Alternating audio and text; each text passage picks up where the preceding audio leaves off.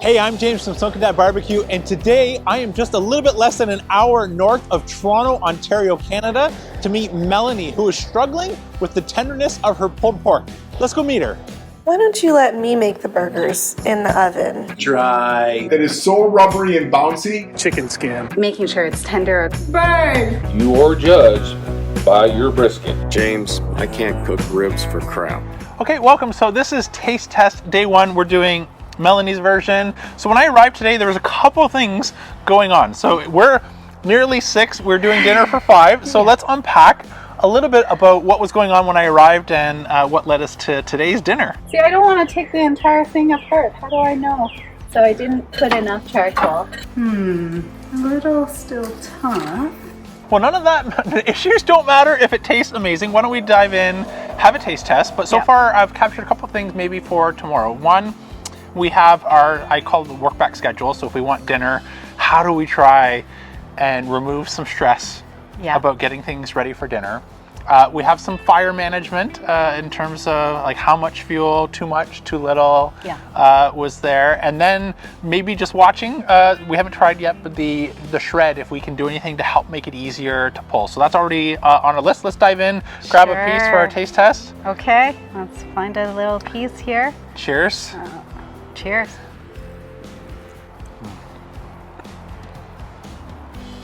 No matter what goes sideways, pork is still delicious. But I can taste, need a second to catch up on the chew. The difficulty with our shred can be tasted in terms of the texture that we're working with. So definitely want to maybe try and improve that. Where does this rate for smoke? It's not really in the pork in the center. Like I think I got some of the outside layer and that's all where it stayed. Like you can still have that porky flavor like closer in the meat section, but yeah, I'm not tasting a ton. No, me neither. Do you want more? Yes. Yes. Okay. Yes. Okay, so we'll add a little bit more smoke to tomorrow's game plan. Speaking of the game plan, let's go over a couple of the things I might suggest that we try tomorrow for version 2. Okay, so let's go over the game plan for tomorrow. So you've got mail. Yeah, Kamado Joe was kind enough to send along a Connected Joe, and I'm so glad they did, because one of the things that stood out in your application video I saw today is the reality of being a parent and also trying to tend to a grill. So making things a little bit easier is exactly what the Connected Joe is going to help us do in terms of being able to remotely check in on those temperatures while you're trying to juggle a busy life inside. So hopefully tomorrow we get some of those benefits, making life a little bit easier. So the game plan I mentioned, want to focus on a couple things. So the first thing we're going to try is a different fuel. So I brought along, Fogo was kind enough to send a couple bags of charcoal. And why I think that really matters is there's a website and database that tests this, but there's charcoals that have been recorded burning in the 500 degree Fahrenheit range and sort of a certain BTU lifespan. And then there's ones that burn up to about 1,000 degrees, which is exactly where Fogo goes. So to try and solve your issue of fuel either not getting to a hot enough temperature and or running out, Fogo I think is going to help set us up for a little bit of an easier time running our fire management tomorrow. The next thing I want to think about is smoke. So I'm going to show in a second how to set up for my double indirect setup so we can get a bit more smoke. And I think there's 2 things that went into the smoke in our taste test. So the first is going to be how we obviously set up the grill and where we place our smoking wood in terms of our technique and the grill setup. The second is almost a function of the work back schedule. So when things get behind and we need to speed them up and we wrap everything, we no longer are absorbing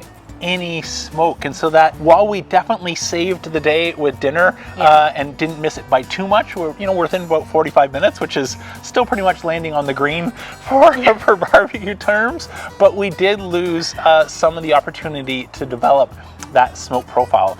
So our game plan tomorrow, instead of going for a complete wrap, we're going to do something called the foil boat, which is going to allow the top of our pork shoulder to absorb smoke the entire time. And then last but not least, we're going to try and focus in on the tenderness. Now, I was doing everything I could to bite the tongue, so I really want to save sort of plan B for tomorrow, but I noticed what temperature was the meter reading when you pulled the pork?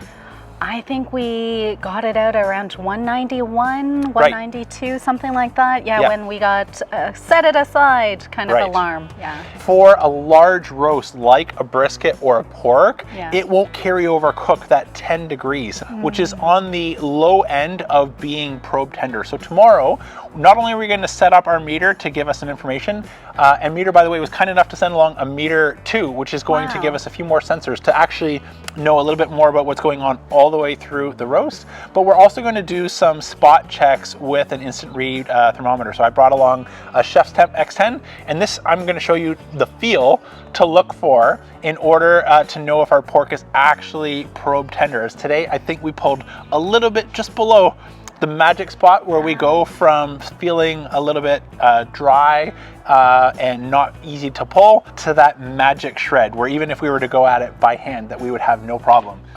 So the first thing that I'm looking at for our pork is when I look at a cut, I'm looking for great striations like this of the intermuscular fat.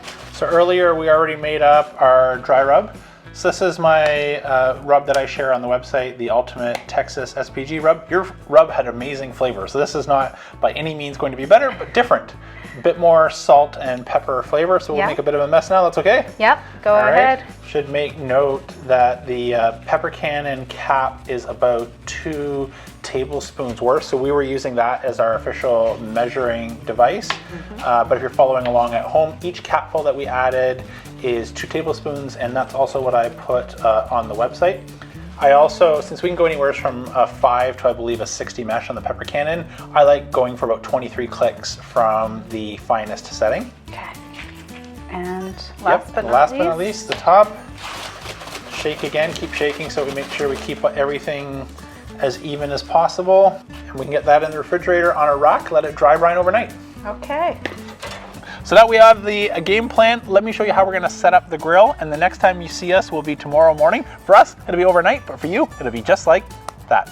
Okay, so according to the meter, our pork is ready to pull off, but we're gonna do something a little bit different than yesterday, where we just rely on the algorithm saying it's ready to pull off and then rest. As I mentioned, that worked great for things like chicken and steak, but for a large roast, what we wanna do is go for probe feel. So let's go nice and close and I'll show you the feel that we're after. This is the feel that I'm after when there's next to no resistance at all with the probe, when we just let go and it's falling. So I think from a probe feel, we're ready to go. Okay, awesome. Oh. There you go, and shred. Whoa. And if you need the forks to help like pull the other stuff. No, you don't need the forks here. My gosh. So much easier, like it's just shredding. I had a knife out with mine. Mommy, what do you think? Which one's better? We're not coming back to this house. No, we need No. We need her. No sugar. No, that's gonna be my future Okay. ones. So she is coming back to eat me doing we'll that one. We'll come back to see the improvement. Yeah. We'll come back every weekend. Don't worry, I'll Melanie bring wine. made this one, I just helped. I know it's just Yeah, the right? meat is different. It's so good. Yeah. Wow, this is splendid. Very tasty. Delicious. Tender, juicy, like smoky. I'm gonna have that. Yeah, this one's very juicy, very good. Thank you. That's good. That one's good. I got a little crunchy, a little smoke, super tender, really good. So welcome to a little segment I'll call the drive home, because that's exactly what we're doing. It was time for Melanie to get together with her friends and family, and since today is actually a Toronto Maple Leafs playoff games, if you're like me and a Leafs fan, unfortunately these moments are few and far in between.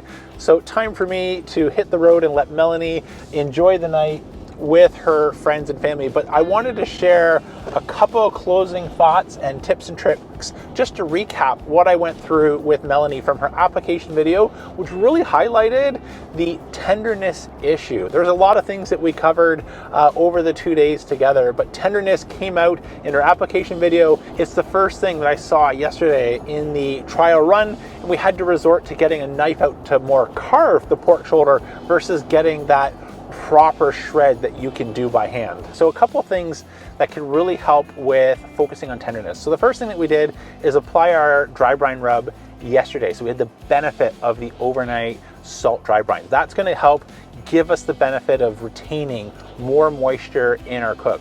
The second thing that we did comes down to our food selection. So Melanie shared, she often looks, and there's nothing wrong with finding a good deal, but make sure it's a good deal and not just a good price. So we want to make sure that we're finding a protein with lots of intermuscular fat. If we're doing something like a pulled pork roast, it's going to be exposed to the heat all day. So this cook was just about 11 hours by the time we were all done. So the cut that we pick can make a big difference. And the final tips have to do with the technique, the choices that we make. So the first choice is in terms of watching our temperatures and when to transition to the foil boat. I like aiming for around 160 degrees Fahrenheit, as this gives us time for the bark to develop before we put it in the foil boat. If we were just to go to the foil boat right away, we would have way too much fat. All the fat that's going to be rendering out of our pork would be collected in the boat, and our boat would sink if we were to stick with that analogy. So by going with 165, we manage saving some of that rendered pork fat, but not the entirety of the roast. The second issue that I went over with Melanie is learning how to go for probe feel. So we really want to rely on a manual probe feel. Make sure that we're getting a nice, even, almost resistance-free probe feel all the way around our roast. And that alone is what you saw in the difference in terms of the shred. Instead of having to use a knife to carve up Melanie's roast yesterday, we were able to dig in by hand and it almost just explode with juice and flavor that you could see in the reactions to the taste test. So closing off, I want to thank Toyota for providing a Tundra for today's trip. I've been doing lots of driving back and forth and needed to shuttle all my gear, charcoal, and supplies. And thanks Toyota for providing this Tundra Capstone Hybrid. It's given me amazing mileage. I'm blown away. I'm getting the same mileage as what I get in our family SUV, and I have the space of a full-size pickup. I also want to thank all of our sponsors for making this series possible. I could not do this without the help of the sponsors. So if you want to see more episodes in the future, a season 2 of Backyard BBQ Rescue, let the sponsors know in the comments down below, or check out any of their links. I often have a save 5%, 10% coupon code in my description. Using those links, let sponsors know you appreciate these videos, as well as helps fund doing more content like this in the future. That's it for today, though. I'm James from Smoke Dad Barbecue signing off, and I'll let Melanie's family send you home. Don't be afraid to fire it up. You can eat! That is fantastic. Argon and wet is fantastic. That's so good. 100 times better. Cheers. Cheers. This is night and day. I would eat this every day. That's incredible. Nailed it. Awesome. Smoky. Restaurant quality, dude. We have to tell people you're a chef, too. 45 years in the industry.